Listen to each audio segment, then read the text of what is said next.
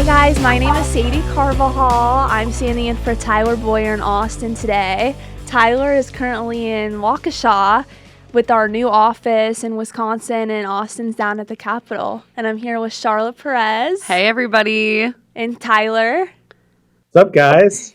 Howdy from Wisconsin. We've got our entire Wisconsin team here in the brand new Turning Point Action office that we've got right on the freeway going from Waukesha, Wisconsin into Milwaukee.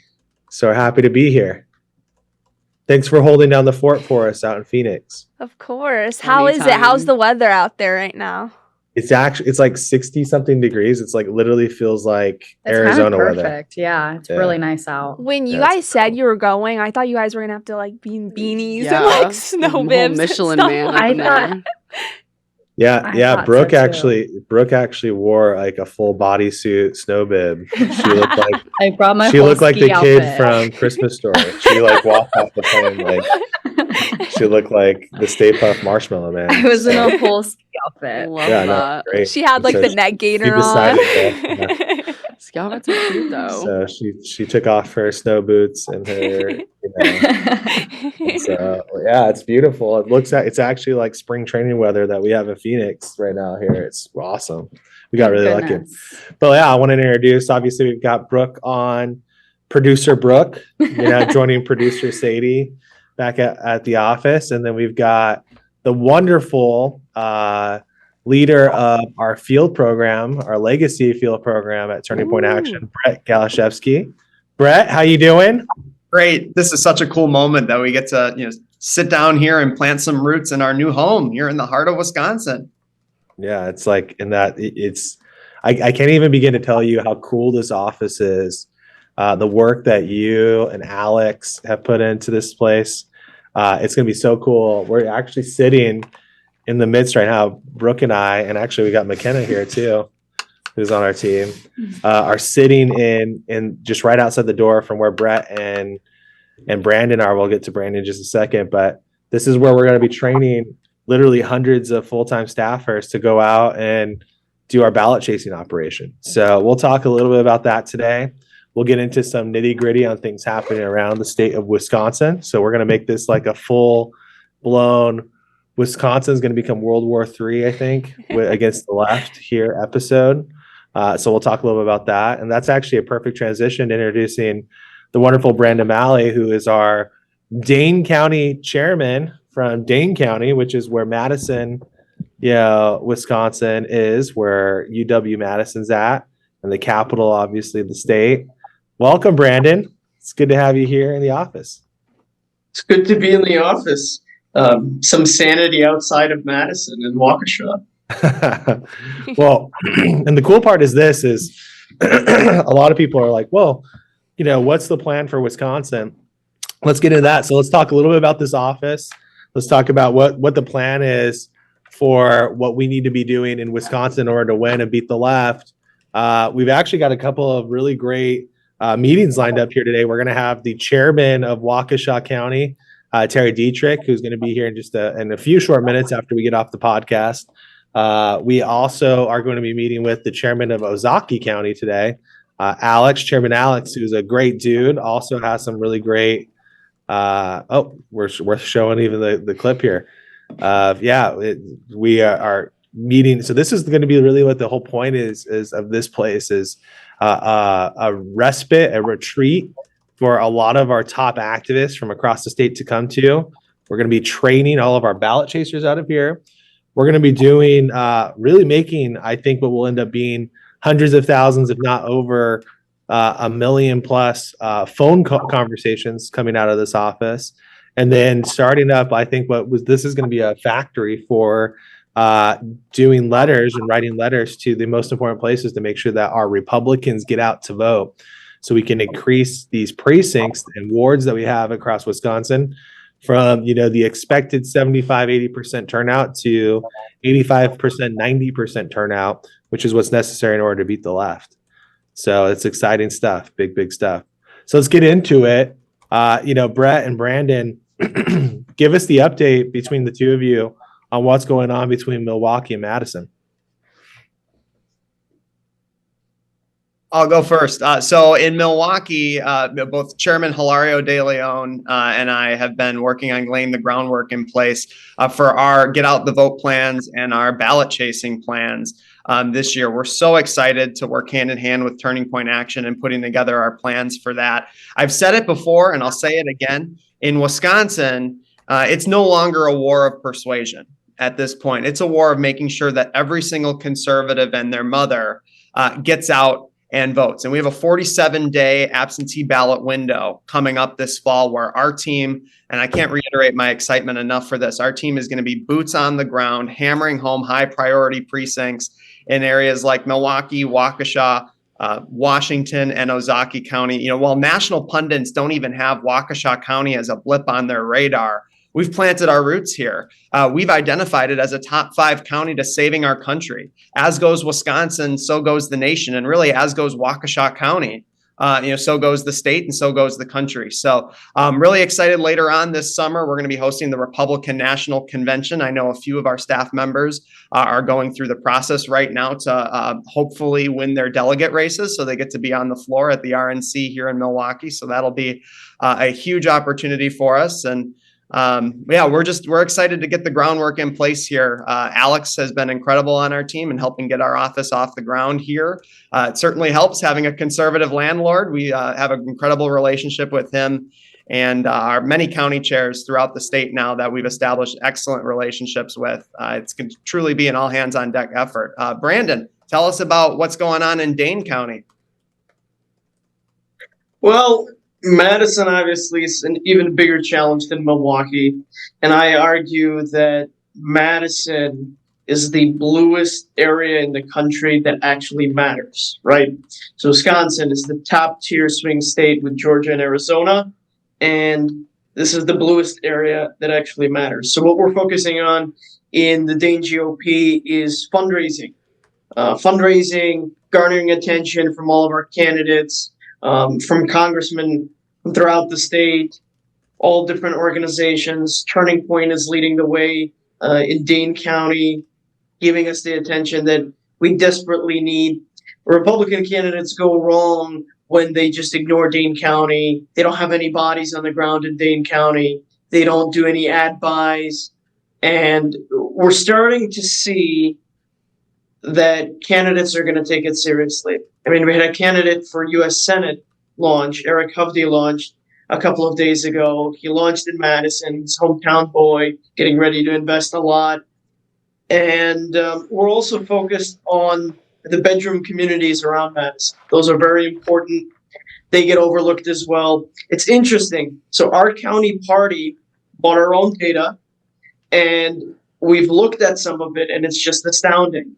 It's astounding the fact that a place like Waukesha or even the town of Middleton are plurality Republican, right? Wisconsin's not a party registration state, but when you do a data breakdown, you can still kind of sort people into 3 different groups: Republican, Democrat, and Independent.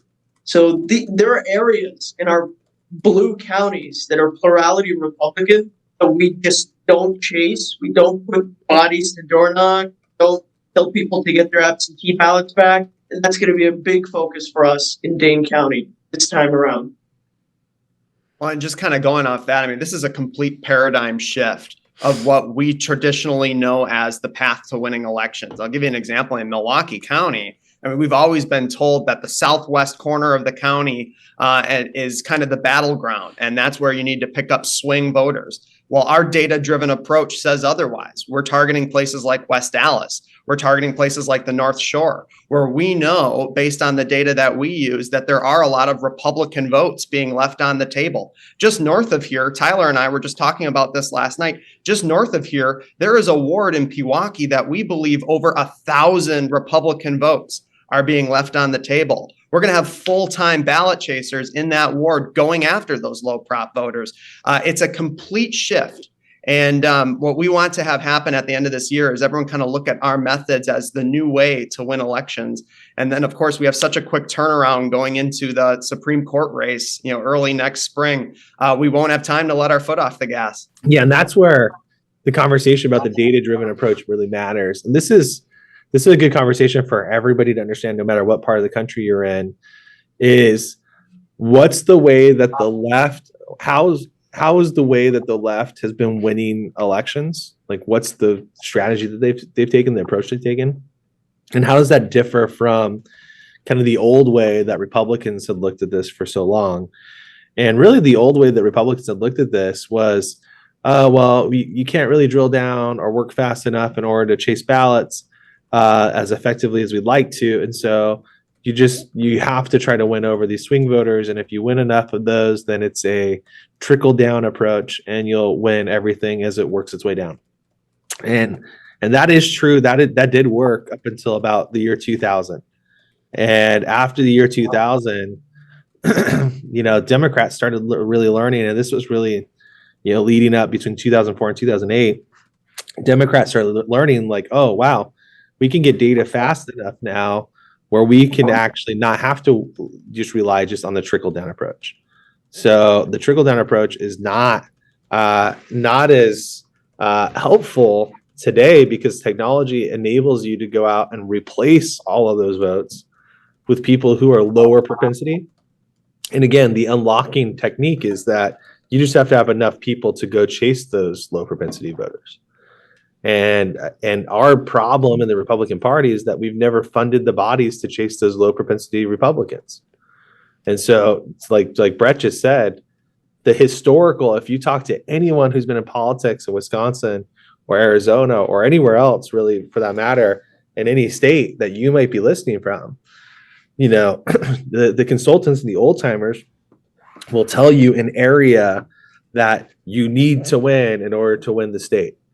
And what we've realized over time is that those attacks are pretty much all wrong now, because it's very rare that the old places that we needed to win are the same as the new places that we need to win. And again, so a good example, prime example of that is nobody's given really any attention to Waukesha, Wisconsin, which is kind of viewed as like the more red areas of the Milwaukee metropolitan area, because the expectation is like, oh, we're good there, we're getting a ton of votes. But the way that Democrats are winning is they're taking their deepest blue areas and going, well, 85% turnout's not enough, 82% turnout's not enough, 83% turnout's not enough. We need to get that to 88, 90%. And if we do that, then that makes up for any other place that we're having troubles or struggles, because, a lot of independents don't like Joe Biden, right? A lot of independents might actually vote for Trump, secretly. A lot of minority communities are voting for Trump. The poll just came out in New York City, that the Jewish population in New York City are voting for, and Brandon can speak to this because these are his people, are voting for Trump over Biden for the first time in any poll ever. Did you see this, Brandon? Yeah, I did. It was a big revelation, honestly. In New York, it's interesting. A lot of the Jews that are left over that actually vote, a lot of them have moved down to Florida or Jersey or wherever. The ones that are left, a lot are more conservative, more orthodox. Those voters weren't turning out before. Ever since Lee Zeldin and the attacks on the Jewish community in New York, they started coming out. But you're seeing it nationwide. You're seeing it nationwide because on college campuses, the Jewish students don't feel safe. Their parents are worried. It's influencing the parents that have college kids as well. And you're having people that were door knockers, canvassers on campus for Joe Biden or Bernie Sanders that are saying, listen, I don't like Trump necessarily, and I don't like everything the Republican Party stands for, but at least with them, I don't fear for my safety. And some of the Jewish community, I want to say 5 to 10% nationwide, are probably going to shift to the right, just on the war in the Middle East alone and everything going on the campuses. I mean, the left is complicit. They put these anti-Semites in Congress. Yeah, and that is again a microcosm. I mean, we're seeing this in so many different ways. So it's interesting because you have the war that's happening. So you're seeing, a lot of people realizing that the Republicans are the only defense for the Jewish community. And then you have, what you have is The minority communities, we're expecting to see. I mean, we're seeing some of these polls on young people, and some of these polls on young people have Trump winning. These polls in the Hispanic communities, we see Trump gaining like 10 points at least, which puts him in most of those cases in a majority position within the Hispanic and Latino communities. And we're seeing in the Black community this conversation in Georgia happening of Trump gaining anywhere from 5 to 7 points minimum is a lot of these communities. I mean, these are really hard numbers to overcome. So the question is well, how have the Democrats been able to like plug those holes as they come up? Well, the way that they've been able to do this is they isolate again more pockets of low propensity left-wing voters who just aren't likely to vote, but will because they're lazy if somebody helps them. And again, this goes back to what we have to do when we look at the maps and actually break into the maps. And we can kind of describe this for those that are listening just via audio. Back at home, Sadie, do we have the map that I sent you guys over? Yes, yeah, we'll throw that up right now. Let's pull up the Wisconsin map and throw that up on screen. Yeah, can we zoom in a little bit? Let's zoom in even more. So for those of you that are staying home, you're going to get a 101 class here that's going to become a very advanced class because of Brandon and Brett, who are on the call here with us, on the podcast here with us. The way that we're looking at the Milwaukee area is we're looking at the 4 counties that are kind of surrounding Milwaukee the closest, right? So we're creating kind of a very, together Milwaukee community. And those 4 counties we're going to get into. And again, you're going to want to get to know these because you're going to hear a lot about these counties heading into this election this year. Because I believe this, and I want to take a pause for a second and just tell you what my theory is, because Charlie agrees with me on this, that the Democrats are actually getting very nervous about the work that we're doing and that the right is doing in Arizona. They're already super not confident about Georgia. Do you know why they're not confident about Georgia? Do either of you guys? Does anybody know? Sadie? Charlotte? Anybody? Charlotte? Why aren't they confident about Georgia? Why are they not confident about Georgia? I mean, they stole it the last 2 times, so I'm sure they can do it again. Well, the difference is this time is that they when we talked about stole, so Georgia has the runoff rule for for all these other races, but it does not count for the presidential.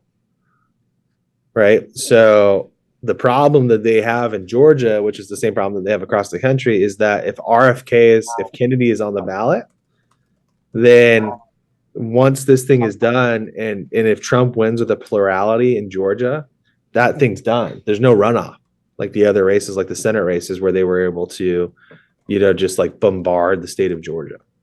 So Georgia's like super, super sketch for the Democrats right now.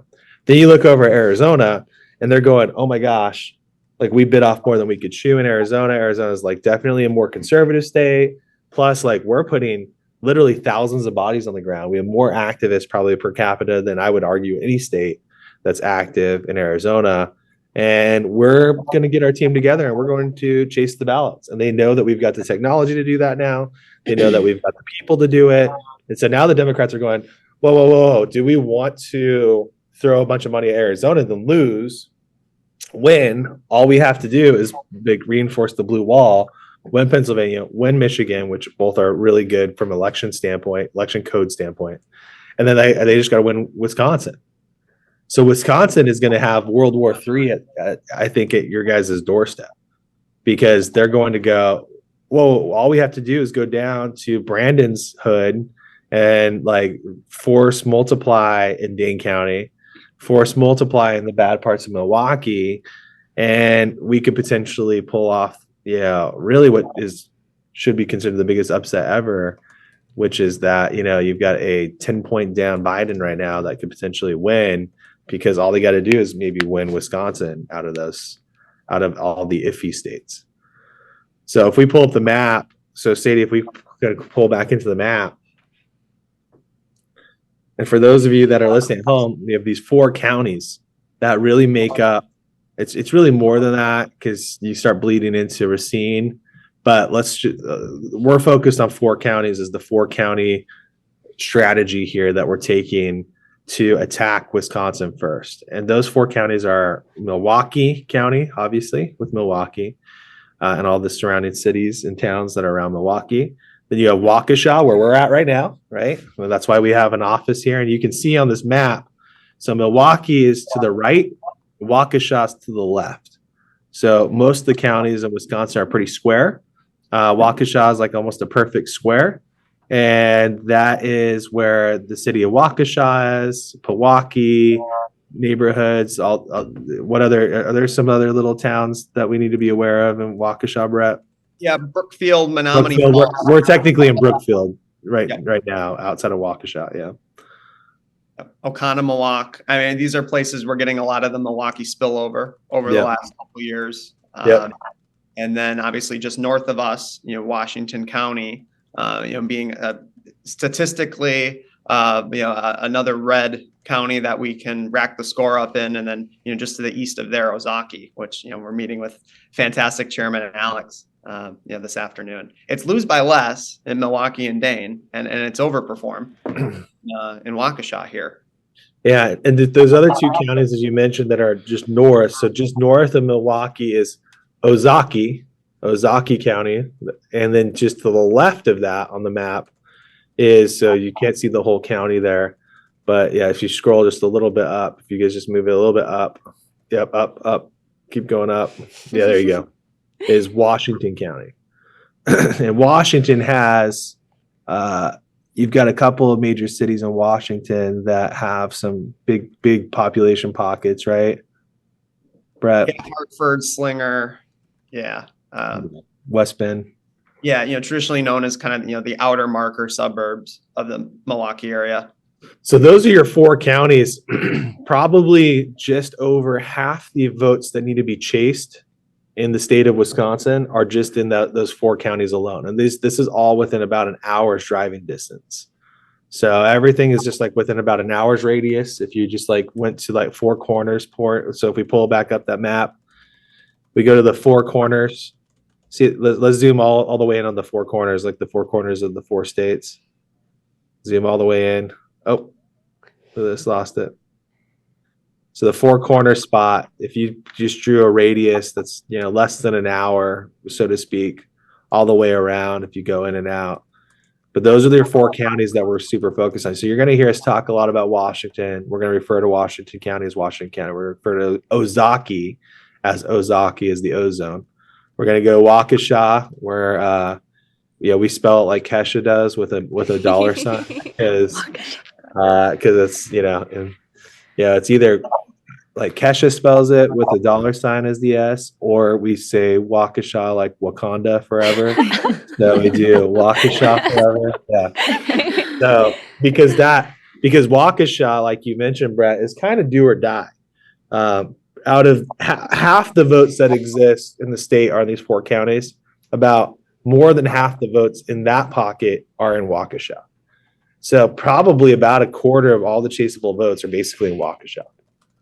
Yeah, it's that 60% threshold, that we're hoping to help cross. That's Ron Johnson got 62% and he won his race in 2022. Dan Kelly got 58% in our Supreme Court race and he lost. So if you can get a candidate comfortably over the 60 threshold and more realistically in that 64 to 68 percentile. I mean, think about. Yeah, we mean against the opponent in Waukesha. So he needs to win.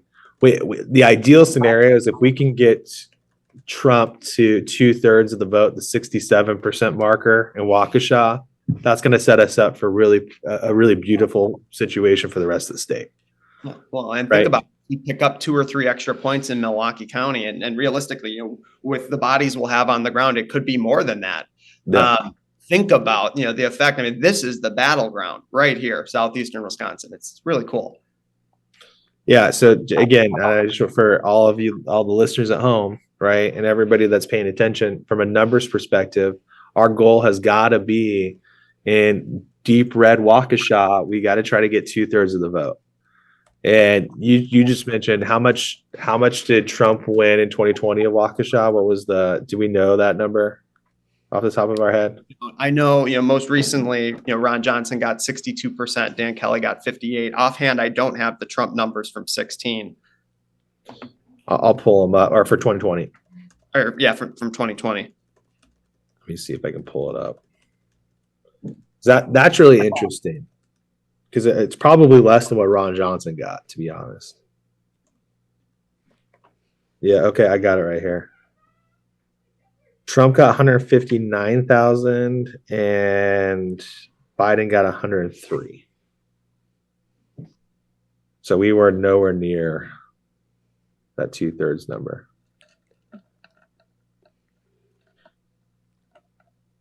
So that's about 60. It's about 60%, 61%. Well, and in Ozaukee County, circa 2012, Republican statewide candidates were winning that county by 30 points. Dan Kelly only won it by 5 points this time around. So again, it's that, chipping away in counties that we statistically used to rack the score up in. It's all a numbers game at this point. Yeah. So, that's got to be our goal, though. Look, getting Trump from 61% 2020 to 67% is not impossible. So to put that into perspective, from the 262,000 that voted for either one of those presidential candidates in 2020, if we wanted to increase that, by that 7%, we really only would need to, hang on one second, 262 times 1.17, really you got to get that to 280,000 votes, which means for our side, from a chaseable perspective, like if we look back at let's just use 2020 as the benchmark, all we would need to do is really chase down 18,000 more votes in Waukesha, right? Which is less than like the amount of bodies that we're going to put in Waukesha. So it's totally what I'm saying is, from a mathematics standpoint, we're planning on putting more bodies in Waukesha to chase the amount of votes that we think we need to get to have a comfortable win in the state of Wisconsin. And if we do that, it's going to put Democrats in a very difficult position in order to win, especially with Kennedy and Jill Stein on the ballot. Your thoughts, Brandon? Talk to me a little bit about Dane County and the deep. So we just talked the deep red strategy. What's the deep blue strategy got to look like from a numbers perspective? Deep blue strategy is going to look similar. If you're talking about the 18,000 votes outstanding in Waukesha to hit the benchmark, that's almost enough to make up the statewide margin of the 20,000. It's the same thing in Dane County. Dane County, nobody ever taps into from a Republican perspective. Johnson did just enough, made some appearances, did some ads. The ground game wasn't anything spectacular. So coming in and filling the void. With us, with Waukesha, it's kind of like doubling, tripling, quadrupling what was on the ground before. In Dane County, it's like going from almost nothing and filling the void to having a lot of bodies. So again, we're just going to be focusing on chaseable ballots in bedroom communities of Dane County. And we have our Republican Party of Dane County office actually on the west side of Madison. We've identified a lot of areas over there that never get door knocked. Those people never get any mailers. You're talking about an area that's only 20% Republican that could be 30% Republican. Because Republicans they're never hit. They're not called there. The data is horrible there. It's been a big no-no. So filling the void is step number one. And, we've been doing that as a county GOP. And now from a turning point perspective, all of these bodies, it's going to be a level of engagement amongst Dane County Republicans that probably hasn't been seen in 30 years. I'm going to give you a goal right now. You ready, Mr. Chairman? I'm ready. We need 100,000 Trump votes coming out of Dane County. That's another 22,000 votes for us. That's a good goal. Brandon, you and Chrissy can do it. I believe in you. Well, and what Brandon is saying here is completely different than what what legacy infrastructure he took over for, and what the powers that be in the state party have always said about Dane County. Brandon's kind of saying the quiet part out loud, the lose by less. And I don't know, producer Sadie, if we have that clip queued up.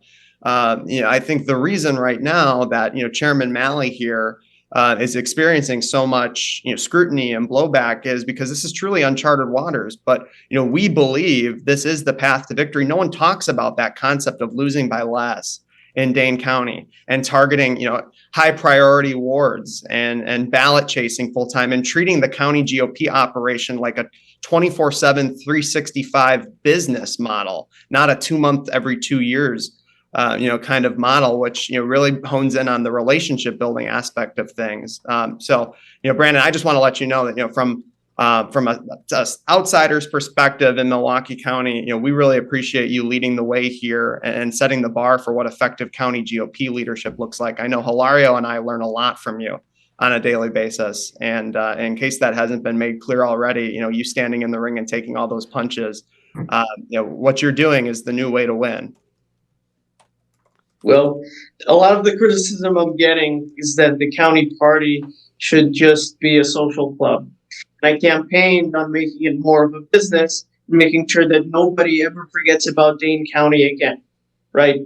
Because people will look a little bit at Waukesha. We're going to look at it a lot more now, obviously. People are going to look at Milwaukee because the national convention is going to be there. I hope they continue to look at you guys in Milwaukee after the convention leaves. That's one of my worries, is that they'll kind of forget about you guys in August, but nobody ever comes to us. So we said we're going to run it like a business. We experienced record fundraising for the county party last year. We actually raised more money last year than in the previous 3 years combined.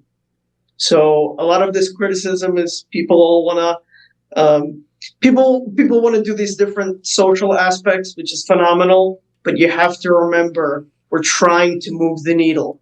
If you're just talking to the same 50 people at a Pints and Politics every single month and dragging the candidates into that and the party infrastructure into that, you're not getting any of these low turnout voters. You're just not. Yeah, sorry, go ahead. Oh, I was going to play that clip of Brandon from Let's the do it. Vicky McKenna show that he was on. Can we get that clip pulled up?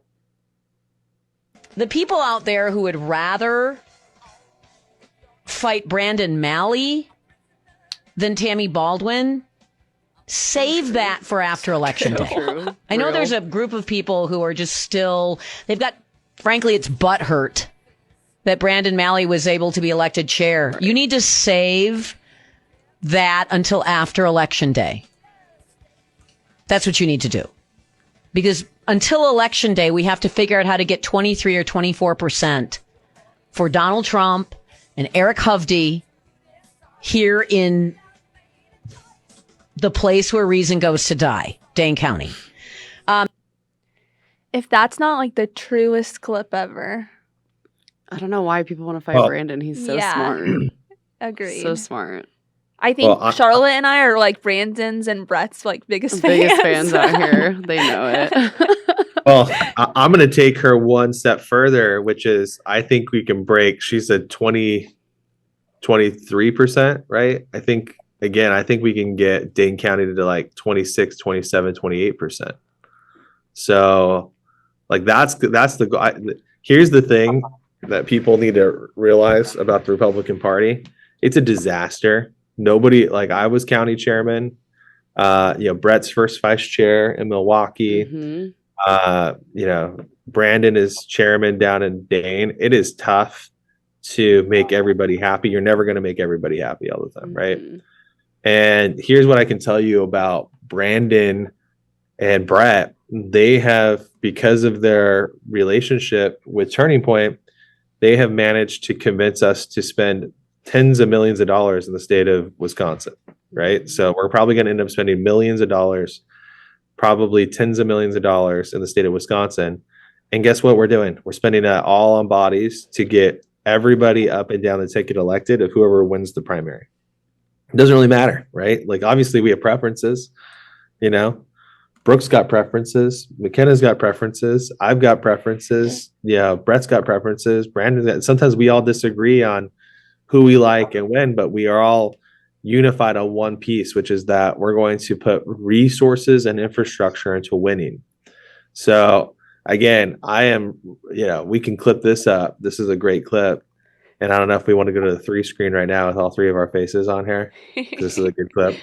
Is that Chairman Brandon Malley is going to be directly responsible for the biggest investment maybe ever made into Dane County ever, between the work that he's doing not only at Dane County, wearing that hat, and then also with what we're investing into Dane County, and encouraging all outside groups to show up. Because I'm going to promise you this right now, there are very few people having this discussion about how to win 1 or 2 more points in Dane County. Very few people. I think it's so cool seeing the strides that we've made in Wisconsin since day one with Turning Point Action. I think it's so cool. Brandon, what's your response to that? People are usually talking about damage control in Dane County. They're not talking about the needle moving forward. They're talking about how much work we're going to do in the next election. And that's what I was fed up with, frankly. When I ran against the 9-year incumbent, he didn't have any new solutions. He was doing the same thing for 9 years, which was almost nothing to move the needle. It was just the social club part, no fundraising, no get out the vote. And we went from 26, 27% down to 24, 23. Tim Michaels got 20% of the vote in Dane County. Dan Kelly for Supreme Court got 18%. 18%, which means it's mathematically impossible for a statewide candidate to carry the state if they get 18 in Dane County. Doesn't matter how well you do everywhere else, there just aren't enough votes. So we have to swing the pendulum back. People just don't hear the Republican message in Dane County. Seriously, you get out into the rural areas and they say, we don't even know about your candidates. Well, let me give you something to chew on for everybody listening at home or watching. If the other important point is, if you invest into places like Dane, which Dane is this really unique county in Wisconsin, that we have a few of these across the country that are also unique and special like this, where they're important because there's enough votes there, but they're also deep blue. So there's very few instances of this across the country. Dane just happens to be probably the most prominent, the most important one in the entire country. And here's the reason why I'm at it. Cleveland was a little bit this way in their county as well, with in their county. But yeah, in Cuyahoga. So Cuyahoga is very similar to Dane in this way, which there's enough votes where you have to. But in addition to getting and squeezing out more juice out of that place, because like you said very poignantly, if we lose it by too much, it impacts the whole rest of the state. Well, we also know, they know this, right? They know they're going to put as much effort and much emphasis as they possibly can in Dane County, because they're also going to try to manipulate votes in that place, right? Because they control all the processes. They have all of the poll watchers, all of the poll workers. They have all of the start to finish ballot counting procedures. And so we have to have Republicans and conservatives on the ground. The more that we can invest into those places to put eyes on the systems, including starting with, not just poll watching and poll working, but also cleaning up the voter rolls, the more likely we are going to be successful in a place that matters so much, for the rest of how it impacts the rest of the state. Well, actually, we did get in Wisconsin statutorily, the county parties can submit poll worker nominations, and we did. We got 300 in Dane County, which we haven't done before. And Dane County investing here, it becomes a positive feedback loop. When there was such a void left, and you put bodies, and you say this is our vote goal, and it affects the whole media market, right? Because people don't invest in the media market. And what is Madison the gateway to? Madison is the gateway to southwestern Wisconsin, which is actually a very populous, Trumpy area. Like when Trump ran in 16 and 20, those counties that were like blue collar, rural, but blue politically became red. And we need those counties to get redder as well. There are pockets of votes there too. So Madison is key to that whole market as well. Well, guys, thank you. Sadie, Charlotte, thank you for holding down the fort in Arizona for us. I know we're closing up on time here. I just want to kind of put a pin in this. Again, the work that our team is doing to invest into the state of Wisconsin is really second to none. I don't know any other organization that is focusing more on Wisconsin than we are, but that doesn't mean that we should be the only ones. And this is a good point too, is that we need 50 organizations as focused on Wisconsin as Turning Point Action is. We need 50 people with as much gusto and muscle as Brandon and Brett in Milwaukee and Dane counties. And so, obviously we want your support. For those that are listening, you can, if you're in Wisconsin, if you are planning vacation now, I've said this over and over again, we need your help come this summer and this fall in Wisconsin and in Arizona. And our office that's in Phoenix, Arizona, that's in the shadows of the beautiful Arizona Grand Resort. If you want to plan your vacation now and spend as much time as you can in the month of October, ideally after October 7th, when early ballots will be out, we could use your help. For Chase the Vote, we will have 5 to 10 events happening every single day throughout ballot chasing. We're going to chase thousands and thousands of ballots every single day. We need your help. You can go to tpaction.com/chase. If you'd like to work for us full time in Wisconsin or Arizona, we now have dozens of positions open in Arizona. We have a handful, I think about a dozen or more positions open in Wisconsin. We will have hundreds more in both states. You can go to tpaction.com/careers. We want you to come work for us. We want your family to work for us. We need you in the neighborhoods that we need you. But I know I speak on behalf of us Arizonans and our Wisconsinites when I say we are going to be ready to receive you if you come here. And so with that, I'll kind of give Brett and Brandon, why don't you give us your final thoughts and we'll sign out here. Well, I'll start by saying this. Wisconsin is beautiful in the fall. And so we would love to have you come out here. Anyone, when I know it's, kind of getting to the point where you're starting to look at, paid time off and when do you want to take your vacations? I can't think of a better way to spend your time than here in Wisconsin during Packer season and help Brandon and I make Milwaukee and Dane go from the reason we statistically lose statewide elections to being the reason we win them. So we want you on board with this. We already have some of our friends from Iowa, right? Iowa focuses on them for the caucuses. The caucuses are over. Donald Trump's going to win Iowa big in the general. We have friends from Iowa that are ready to pour into the state of Wisconsin and help us knock on doors, make calls, do all the good stuff. Coming from Illinois, coming from the Sunshine State, all around the country. We're going to need you. The left believes in other states, like California and New York playing in the swing states, money and bodies. We need you in conservative, solid red states or in deep, deep blue states to come to Wisconsin, come to Arizona so that we can save the country.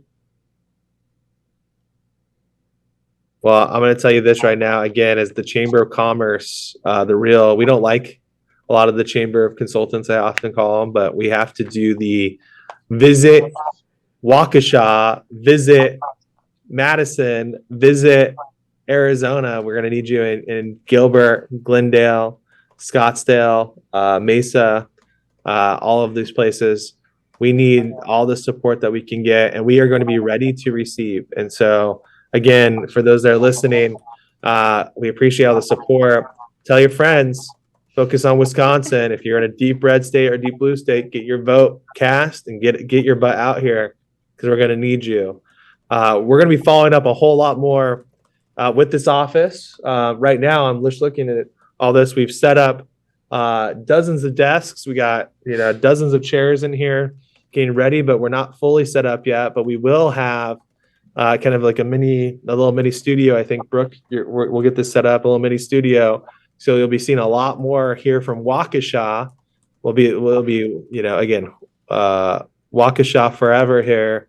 And between gotta get that. I think you guys should get that office. tattooed. Yeah. I mean, Waukesha, Milwaukee, Washington, and Ozaki. We'll have all of that going on here. And so those that are listening and watching from home, you'll be seeing a lot more. You're going to want to keep it right here. Make sure you're subscribed. Make sure you tell all of your friends and neighbors, because I'm telling you right now, like every ounce of news is going to flow through Arizona. It's going to flow through Wisconsin. We're going to be talking a ton Michigan, be talking a ton Georgia. And so you are going to want to be subscribed so you stay ahead of the know as the greatest. This is like the greatest supplemental companion to Charlie's show, to Jack's show, to Steve Bannon's show, that you're going to know more about what's going on in real time as we report it and as we involve you in our efforts here at Swing State Update. So with that, please go to Turning Point Action at TPAction.com. Follow us on social media. If you're not on the podcast already, subscribe, like, share, let your friends and family know. Leave a review. Give us a review. Give us a 5-star review. That's always appreciated. Yeah, nothing less than 5 reading stars. We're going to start reading reviews, and we're really proud of Sadie and Co. because this is a top 10 podcast in our category this week. Go Sadie. And we love being there because we're ahead of some big podcasts on that side. And that just shows that more people are becoming more and more in tune of what's happening in Arizona, Wisconsin, Georgia, and so on. So with that, we're going to go ahead and sign out. God bless you all. We'll see you soon. Thanks for joining Swing State Update.